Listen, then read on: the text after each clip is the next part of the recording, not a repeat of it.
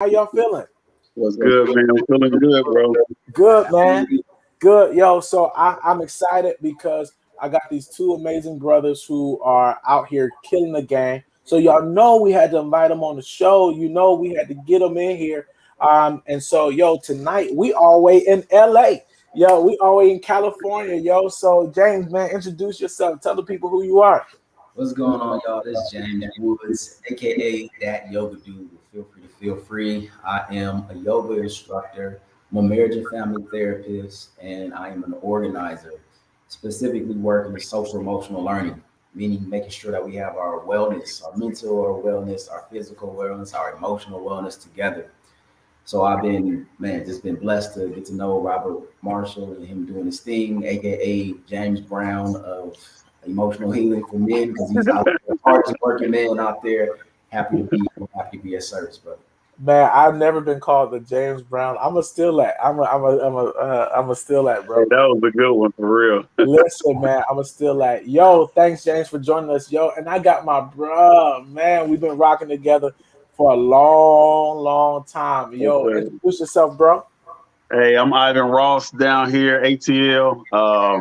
A man of many hats, pastor, leader, community leader, businessman, marriage therapist, counselor. Yeah, just a man of many hats, man. But just want to say I love you, man, and I'm proud of what you're doing, bro. Because it's really dope what you're doing, man. I think you're really helping some really great people, and we're just excited to be here tonight, man. Bless you too, James, man. Man, let's jump right into this. Yo, so we all deal with mental health. We all deal with, empowering people. Question, man, do y'all ever get tired? Like, do you ever get tired of this type of work that you do? No, Nah. Okay. Tell me no. why, James. I'll say no because there's so many layers. I went to school and I got a layer of education to put behind what I naturally felt, to put Yeah. behind the compassion and the empathy that I have for people, and that was a different layer. Then I started getting into the yoga, and that was a different layer. And then getting into the personal development, that was a different layer. But every time I interact with somebody, every time I provide them just with the information that I have, it adds to the layers of it and adds to the layers of my own healing. So I can't get tired of healing myself. So that means I can't get tired of doing the work that I do. That's a good question, man. Thank Man. So I'm curious because many people who, and especially brothers who get in mental health or get in the healing industry, yo, it's normally because they have their own stories, their own pain, their own traumas that they had to walk through. Ivan, man, what does that look like for you? Wow. Yeah, I just dropped it. Just dropped it. Yeah, I know. Like you You know just how dropped we off, just like you know how we do it, man. We know how we do it. yeah. You just jump right into that, and I'll be honest with you. I didn't know what I was struggling with until I got older. I had a trauma when I was about 7 years old. I was molested when I was 7 years old, Whoa, hold on. and Wait, you can't just drop that. Wait a minute. How I did wait a minute. I didn't even know that. We've been brothers for a while and you ain't there and I deal with men. You could have been a part of my book, bro. you never asked.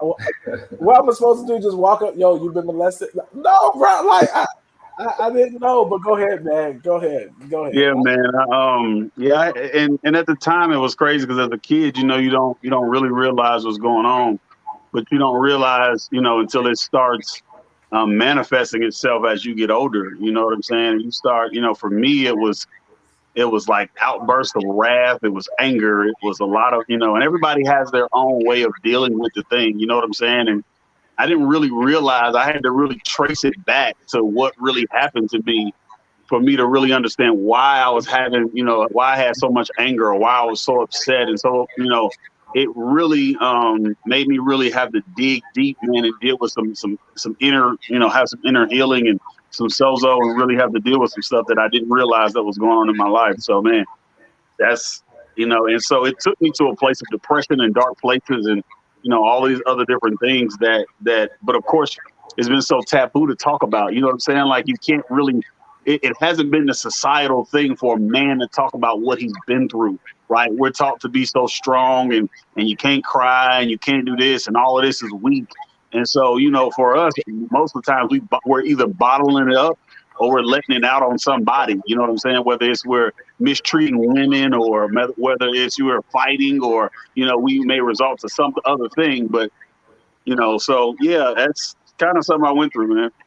Dude, so when did you realize you had a problem? Because this is the reason why I say this. James, I know you haven't physically met Ivan. Ivan is the epitome of a man's man. He is that dude. And I'm just curious, like what when did you realize, yo, I need help? Man, I'll be honest, I think I noticed it like when I got to college. Like I said, when I got older. But then when I look back over, like my younger life, I started to see it manifest in different things in different ways, right? And so when I got older and I start reflecting back on it, I probably had to say I was, early 20s when I start really like, thinking about it or really start manifesting. And it really started manifesting in my relationships. That's where it really started manifesting. So, I would get in relationships and all the other things, and women be like, he crazy. You know what I'm saying? Like, and it was like, I didn't, I was a little off. It wasn't physical, but I was a little off. You know what I'm saying? Like, I could care less a lot of times. So, I believe I became a type of a womanizer. You know what I'm saying? And it didn't bother me. I didn't care. And so I started noticing that probably my early 20s. Yeah. Okay, I got you. So, man, James, man, what started you on this journey? I was in college, and it was the year after high school, and I remember being in front of the dorm, and all of a sudden, one of the dudes I got cool with, he just started going off. Hey man, you doing this, you doing that, and blah blah blah blah blah. Just start going off saying stuff that I don't even know where it was coming from.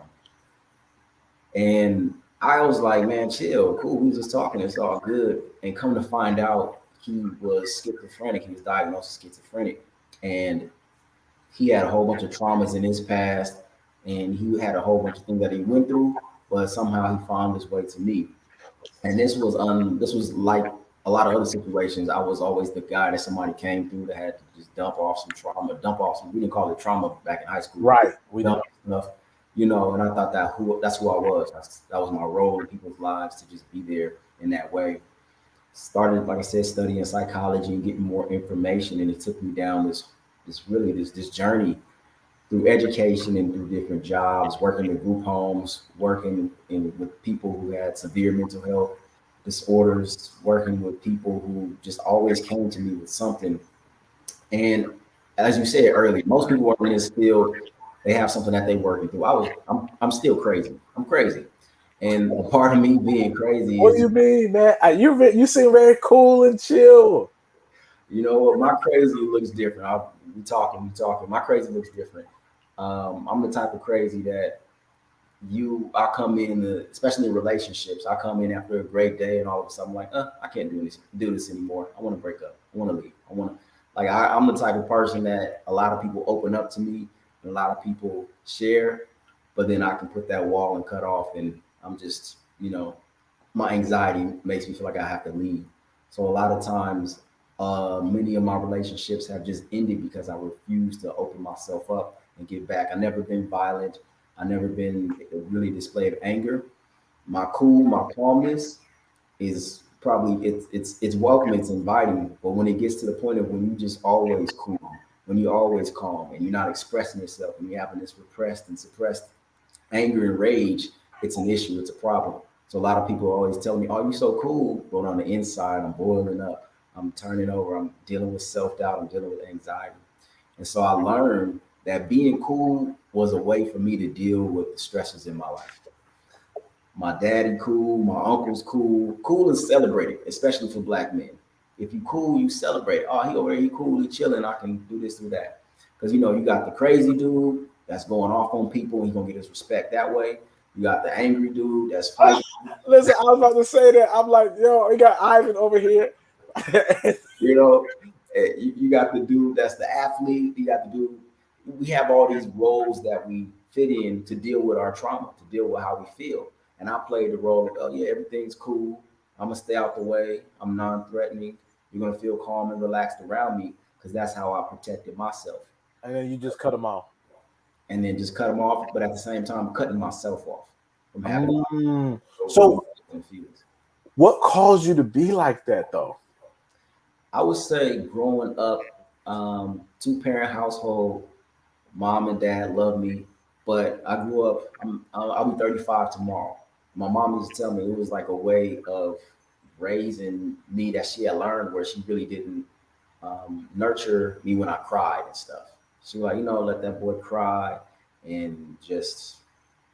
My mom, she also came from an abusive background, and she swore to herself. She was like, I will never let my son do what I seen my father do. I will never let my son be the type of man that I've seen in my community. My mom's from South Central, my parents from South Central LA. And you see things growing up. And she said, I want to make sure that my son will never be that type of man that I see. So I'm gonna beat his butt and make sure I instill that respect in him. I'm gonna make sure that he has that fear in him. I'm gonna make sure he has that respect in him of women and me, to be able to not be that type of man that's just out there physically abusing women, doing that. And it makes sense. But at the same time, because of that, I developed a way of just cutting off my feelings and cutting off my emotions and just playing cool, because that kept me safe. I didn't know how my parents was gonna treat me. I didn't know how my mom was gonna treat me. But if I played cool, at least I can kind of stay out the way. It was a defense mechanism. Defense mechanism, trying to just survive, trying to get that attention, get that love, get that confirmation. So I got a question for you, because for both of you, you said something that was key. I think that a lot of men live in a survival mentality. That's right. I know I do from time to time. I just said this today, that oftentimes I'm afraid of not being enough. Mm-hmm. I'm afraid that I'm too much for somebody else. Mm-hmm. I'm afraid that I will hurt somebody. I'm afraid of this old man that I'm no longer, trying to, that I'm evolving out of or moving away from. Right. That Negro wants to come back, right. And so what I do is I internally build walls. Mm-hmm. I start building walls in my emotions. I start building walls. I start, creating distance between me and other people. And it sounds like some of y'all do this, y'all brothers, we're saying we all do the same thing. Right. Now, it all looks drastically different, right. But it's all, the root cause of it is trauma. Mm-hmm. And so why is it that many of us, especially men of color, and not just men of color, I think it's a man thing, period, where we, to protect ourselves for self-preservation, we put up walls. Mm-hmm. So, and we put up walls, and my question is, why do we put up walls? And do they really help us? Mm. Because I think we put up walls because, again, I think our culture has allowed us to has shaped some of the things that we've known, right? And so our culture teaches us that, you can't be sensitive. That's not a man. It's not a characteristic of a man. You know what I'm saying? So even when you feel like you need to be sensitive in a moment, there's this wall placed up because that's not the thing. It's the taboo thing to be. You know what I'm saying? It's taboo to be that.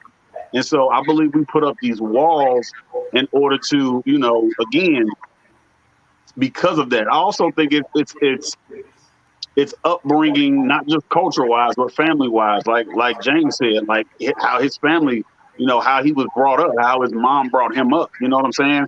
And so those things play a role. I think there's a lot of different moving pieces, and I don't think you can just kind of like lock in on one thing and say this one thing causes us to put up these walls. I think there's multiple things that actually feed into that actually create this thing where you feel like you need to put up walls. And so I just that's just kind of how I feel about it. There's multiple things that, like for me, I have the way I was brought up, I have certain expectations of certain people, right? So for instance, if I call you friend, right, I'm loyal to my friends. If I feel like you break loyalty with me, then I'm going to throw a wall up, and I can't really mess with you because I'm brought up like this. Like my dad is an old street dude. Like I'm talking about super street. You know what I'm saying? Like to the point where even now he's in his 70s. If he goes back home, he still got respect on the streets. Now he's 70 something years old, ain't been in the streets in over I don't know how long, but he still got respect on the streets. So he kind of raising me up. You know, it's certain things that he taught me. You know, loyalty. You know what I'm saying? Friendship. You know, all of these different things that really matter. You know what I'm saying? Like you don't turn your back on your dogs. You know, different stuff like that. So when you have a certain way of being brought up and you have an expectation, and then people break that, you automatically put up walls. And then you know if you're in a relationship, most men, because we're not being sensitive, if we let down our walls and that woman messes that up for us, I'm just using this as an example, and you're trying to be affectionate or you want to let your feelings out, and you feel like she stumps on that, you'll never do that again. You'll never do that again. And so I think there's a lot of different pieces that come with that. Yo, I love like pieces too, because that's what I was going to speak on. I don't think I've seen a whole man until I was an adult, because we get different pieces of a man. You get the man that's good with money. You get the man that's the athlete. You get the man that's funny. You get the man that's good with women. We get pieces of men and we praise those pieces. And those pieces sometimes create barriers to us being whole. I'm going to give up my ability to connect with people and be empathetic so I can go get this money, so I can shut off my desire to really connect on the emotional level. So we get so infatuated with the pieces of men that are delivered to us and handed to us, and we take on those pieces to try to build ourselves.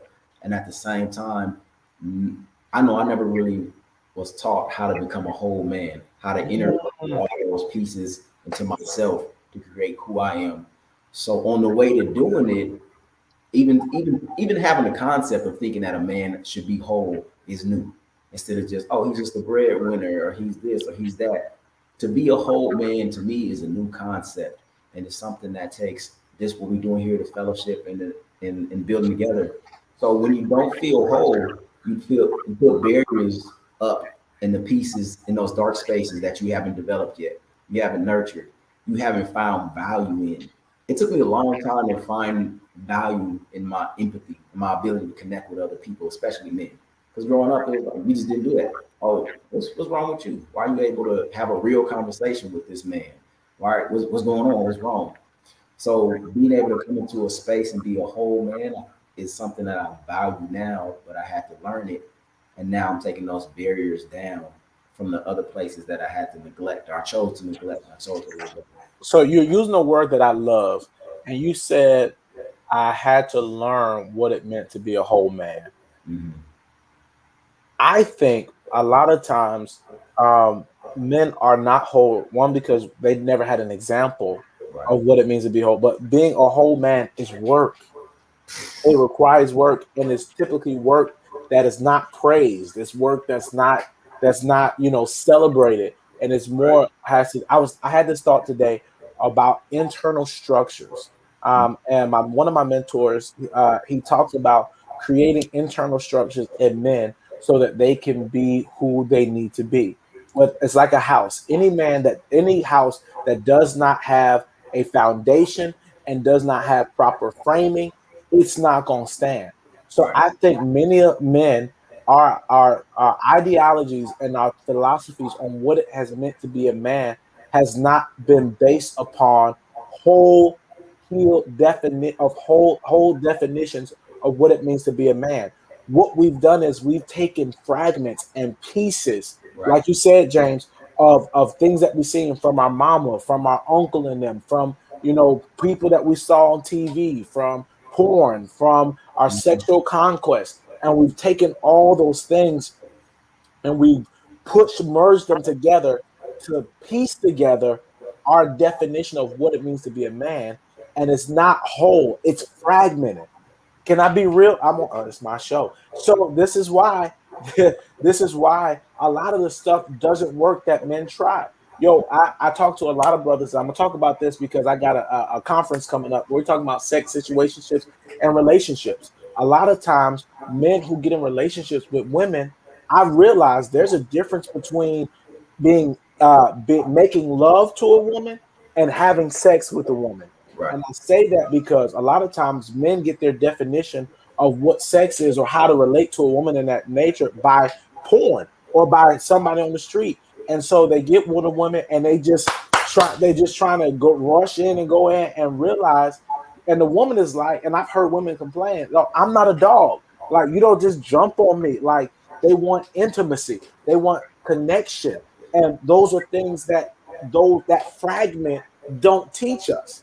And so we have to unlearn and break down these fragmented definitions of what it means to be a man. And that's just sexually. What about mentally as well? A lot of times men, especially men of color, are not praised for being smart. I had a teacher, I'm an educator, so I just had a conversation with a teacher, and she said, man, I'm having a problem with my boys. And I told him, yo, let's start calling them geniuses, because all they see are rappers. All they see is, they can be good football players or athletes. They can be good, potential artists, but they don't believe that they can be great at in their academics because they've never seen it before. They've never been given that information before or that revelation so they could manifest it. So I think a lot of times brothers who are listening, and even some of the sisters that are listening, maybe the man that you got, he's doing the best that he can because he's operating off of fragments. Your baby father, maybe he, you're having a hard time with him. He's operating off of fragments. He doesn't have a whole picture of what it's supposed to look like. And not to create excuse, but I want you to understand, and I want to talk to the brothers that are out there who are you're trying to ask yourself, why isn't certain things working for you? Why aren't your relationships working? Why aren't you excelling in your job? Why aren't you excelling in your career? Why aren't you excelling with your children? Oftentimes, in order to become a whole man, you have to go back to the root and the foundation of what it means to be a man. And then you have to redo the hard work, the tedious work of rebuilding, relaying the foundation. Maybe some things that your uncle taught you were not cool. They weren't right. Maybe some things that your mom taught you were not right, and they did the best that they could. But it's our responsibility, your responsibility as a man, to go back, tear up that foundation, and relay a new one, and redefine what it means to be a whole man. And Robert, I'm gonna be honest with you. That sounds like work. I ain't trying to do all that. I like work, man. That sounds like work to be real, and especially because there's no person that can really ask you to be a whole man. Right. Only God is the only. This is not even a religious statement, but God is the only thing requesting you to be whole. Because a lot of times, just being a husband is enough. Just being just a father is enough. Just because I know most of my life, especially being a young black man growing up in the LA area, as long as I didn't go to jail, as long as I wasn't selling drugs, as long as I wasn't gang banging, I'm doing good. Oh, and then I get a degree. Oh, I'm doing real good. I'm not in jail right now. I'm doing good. So the level of complacency that a lot of people have is just, it is what it is. But for you to really even have the desire to be whole comes from you and your relationship. So I didn't know a lot of times, many of us don't know that we're broken or fragmented until we get in a relationship. Mm-hmm. Yeah. You sound like you know what I'm talking about, Ivan. Yeah. Hey, I'm gonna drop this fact. I'm about to drop some facts on you real quick because I was doing some research. Check this out. 60% of all men experience at least one trauma in their life. Mm-hmm. 60% of all men experience one trauma in their life, which can produce PTSD weeks, months, and even years after the incident happens. And so it can happen to us and not show up until you're 21 years old in a relationship. And not show up until you're 35 and not even realize what's really happened. And I had a lady one time, I was sitting in church and I was talking to her about some of the stuff I was going through. And she said to me, she says, you've got to go back and find the seed that was planted in your life that created that tree that you're dealing with. Because the thing literally, the seed that was planted had literally taken root and created an entire tree in my life, right, that produced fruit that I didn't even realize where the fruit was coming from. So I'm over here angry. I'm over here depressed. I'm over here in a dark place. I'm womanizing. I'm doing this. I'm doing that. Those were the fruit of the seed that was planted in my life. And most of us men, we're talking about men, but most of us are dealing with a seed that was planted so early that we can't even remember the seed. A lot of us, we've been molested or gone through things when we were 4 or 5 years old and not even understanding what the heck was going on at the time. And then it manifests years later. And so when you talk about relationships, that thing started manifesting in my relationships, bro. It was crazy. But I'm still not seeing it. I'm still not seeing it. And then at some point I was like, wait a minute, hold on, let me deal with this. And I'm gonna tell you this, it was so traumatic for me. I didn't realize how traumatic it was that, when I got molested, I was living in Cincinnati. That's where I was born, Cincinnati, Ohio. And I literally one summer, I went back to Cincinnati and I was looking for the guy. I had a weapon and I'm driving around, like going past where I think he used to live or where he used to hang out, so on and so forth. Like, I'm looking for him because literally that one incident created so much just trauma in my life that I couldn't even, like, I had a coach. I was playing football, and it was my junior year in high school, and I was better than the senior quarterback. But my coach told me, he said, you can't lead this team. You have a bad attitude. Your temper's too bad. And they used to call me BA, bad attitude, on the field. Everywhere that I go, I was faster than anybody. I was better than probably almost anybody on the field. But I had a bad attitude. And my high school coach told me, he said, you'll never make it to college because nobody's going to deal with your attitude. And he was absolutely, positively correct. My attitude was so bad, but it stemmed from what had happened to me. Right. And so that went into not just my relationships with women, but my relationships with friends, my brothers, people who I call friends. Like, bro, I would just cut people off at the drop of a hat. I ain't got nothing to do with you. Don't care. Don't matter. Like, I don't really want to deal with you. And so all of this stuff started manifesting in my life because of the trauma that I had to deal with when I was younger and didn't even realize that I was dealing with this. So how many people are watching this thing right now that's got trauma that's manifesting in their lives as adults and don't even realize where the seed is in order to deal with the fruit? If you don't cut the seed off, the fruit the tree will continue to produce fruit. It's going to continue to produce fruit. I don't care how many times you can pull the fruit off of the branch. If the tree is still there, it's going to continue to produce fruit in its season. It may calm down for a little bit. You're like, oh yeah, I ain't been mad for about 3 months. Yeah, that's because it ain't season yet. But the moment that season rises up, that fruit is going to produce again. And so any tree that you don't want to come back, you've got to go destroy the roots and everything that has to do with it. If not, it's going to continue to show up in our lives. I cut down a tree yesterday in my house. It was hanging over. You know what I had to do? And when I cut off the branches, and the branches have been sitting there for 3 days, they were full of life when I first cut them down. Now they're all withered up. Why? Because they're not connected to the tree anymore.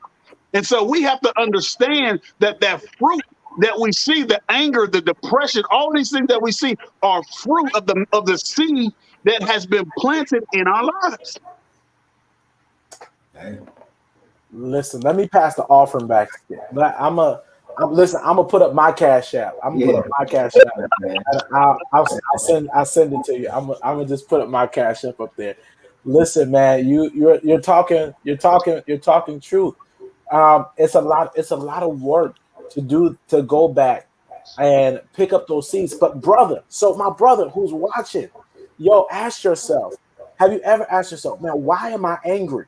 Why can I easily cut people off? Why is it that I don't hear people, but I just, sometimes you could hear something, or somebody can say something that triggers you, and you just Mhm. go clean straight off. Or maybe you like James, where you're chill, you're cool, but you deadly. You could cut somebody off in 2 minutes, and inside you're just like, it's self-preservation. You're trying to protect yourself. Or maybe you're like me, yo, where you're performance oriented.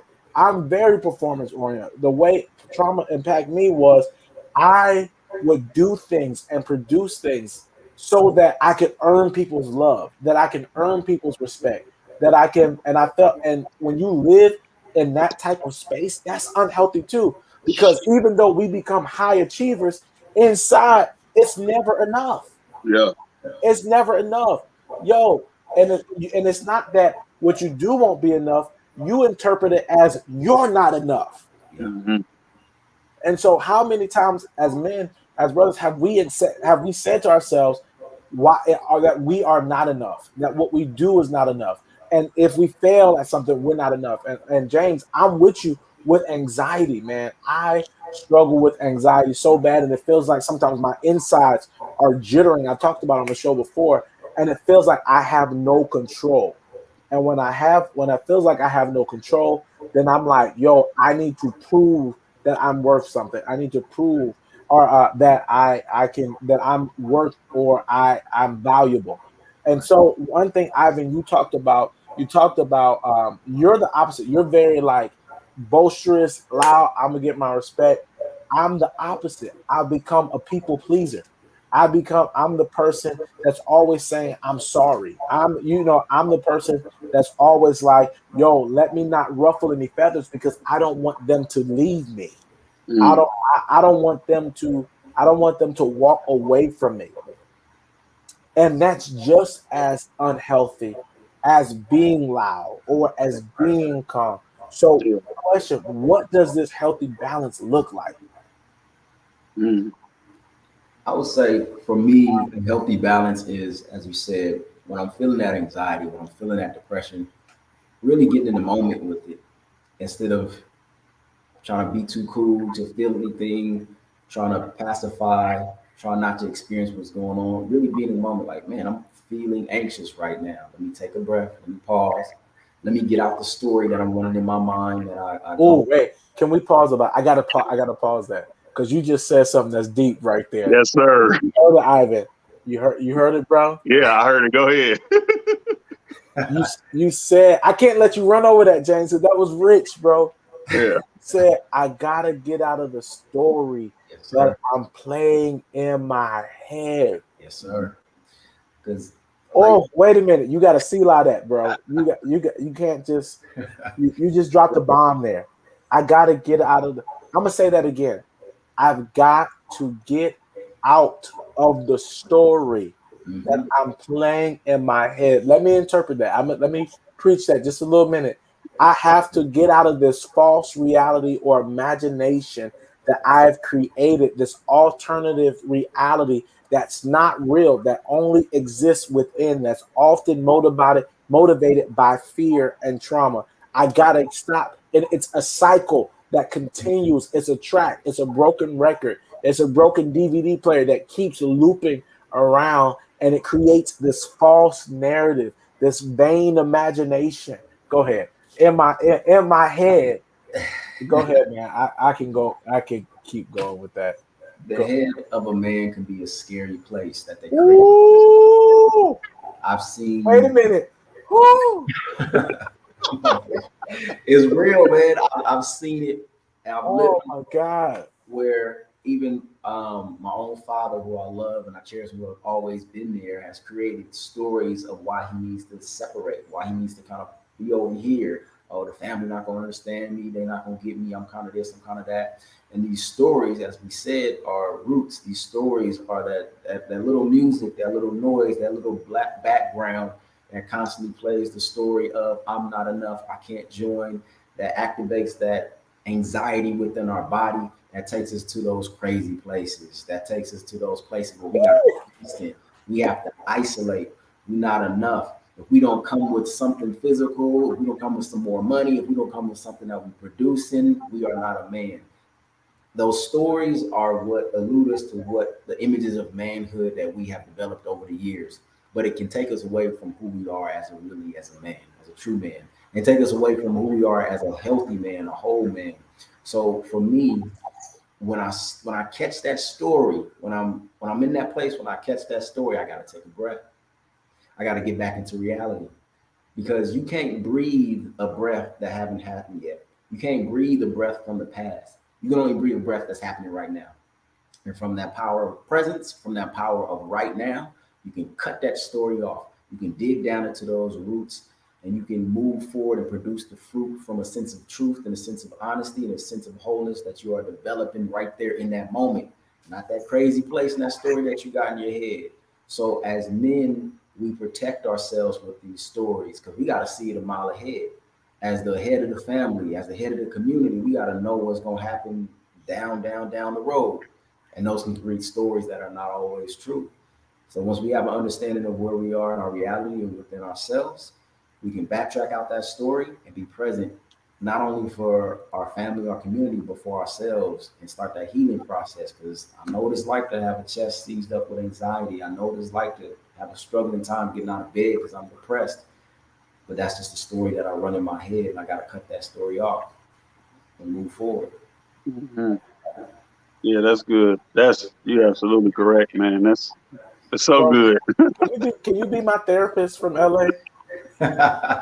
So good.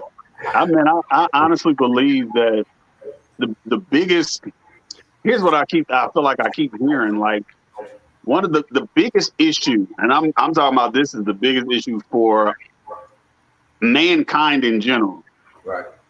It's identity. Of course. It's identity, right? When you don't know, when you truly don't know who you really are, right? When you don't know who you really are, everything else comes to your mind. Oh, I'm not enough. I'm not this. I'm not that. I'm not this. I'm not that. And when you really are this, if you really truly understood who you were, when we understand that the trick, and I'm gonna go a little Bible on y'all, okay? So just stick with me. But when we understand that the trick of the enemy in the garden was to steal the identity of man, and he's been doing it ever since. Watch it. He says to him, "You'll be just like God." The problem was that they were already like, they couldn't get no more like God. Everything that they had was already there. God had placed every single thing in them already. The trick was to make them rethink who God had already created them to be.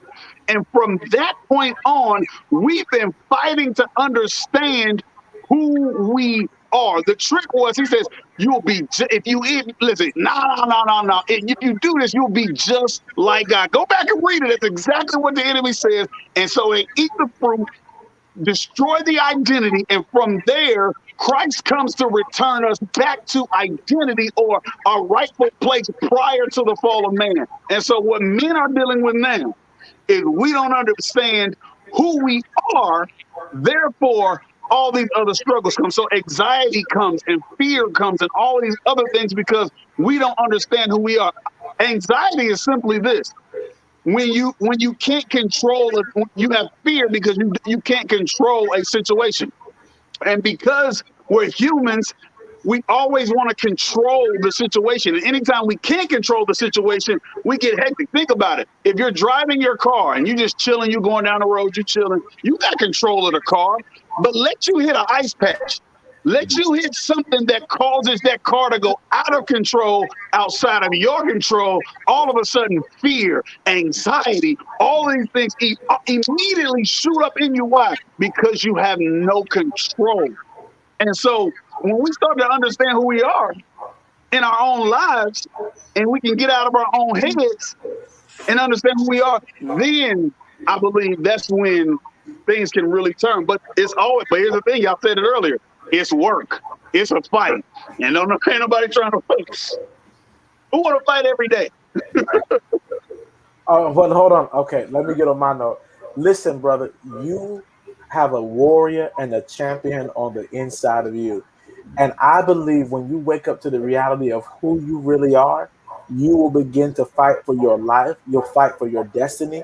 You'll fight for your peace. You'll fight for your hope. You'll fight for your joy. You'll fight for your future. You'll fight for your kids in order to become who you were always created to be. Listen, man, I like this is one of the first shows where I don't have to say much. Like I'm sitting here like, okay, all right, well, I don't know if Ivan stole that from out of my book or from out of my one of my revelations, but hey, listen, I'm down. I love it. I love it. Man, James, Ivan, I think we normally go an hour, but man, I don't think we need to today because I think, bro, that we've said a mouthful. Yeah. Like, I do want to give just one thing. Go ahead, man. Because Ivan did say something about identifying, and that's what it is, a constant process of identifying who I am. And I do want to give a tool that has helped me to begin to identify and find who I am. And it has been a process of learning about meditation, learning about meditation. So I know when I initially thought about meditation, it was like, all right, you got to go to the Himalaya mountains, you got to shave your head, you got to and do all that kind of stuff. It's for me, it has been a practice of being aware and being quiet. It's just being shutting up and being still, being quiet within myself. So I got into yoga initially as to bend and to stretch, athlete, feeling good in my body. But we do all that bending and stretching so we can be able to sit down within our body without jittering, without picking up a phone, without picking up a fork, without running to somebody else and running our mouth. So it's a practice of learning how to be quiet within ourselves so we can start to acknowledge when that story starts to go on. And we can separate ourselves from that story. And one of the biggest things I have found for me in my practice of meditation is just about being able to breathe. So if we can, if we may, do y'all mind if we just breathe for a second? Let's do it. Do it.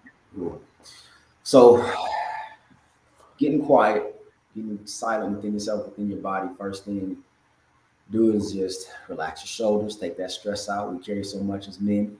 Let your chest relax, that anxiety, letting your legs just kind of relax, just finding a comfortable place within yourself.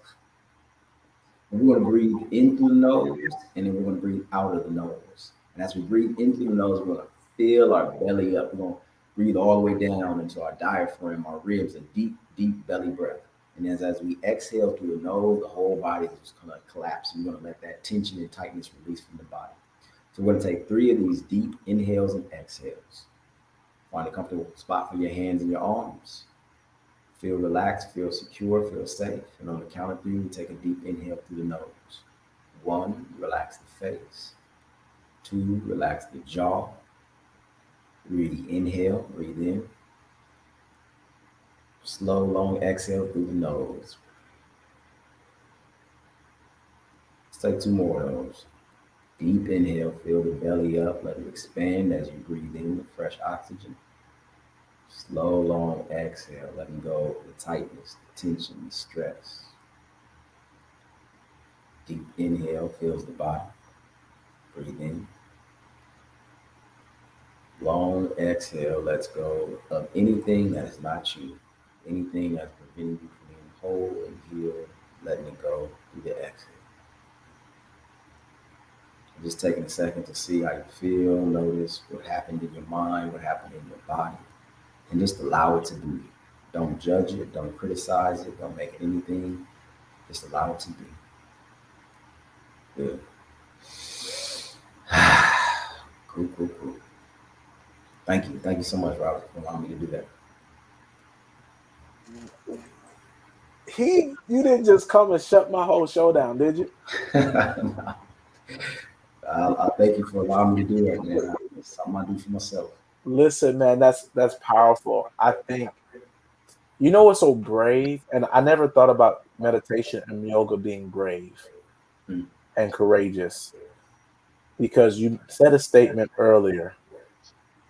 You said that a mind, the head of a man can be a crazy place.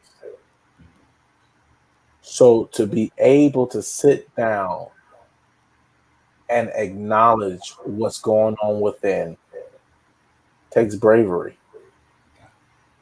Yeah. It takes courage. because you have to contend with you. Right. You have to acknowledge you. And I think a lot of times, James, what we do is we fill our schedules. Like you said, we pick up our phone, we go talk to somebody else because we're really in an attempt trying to get away from ourselves.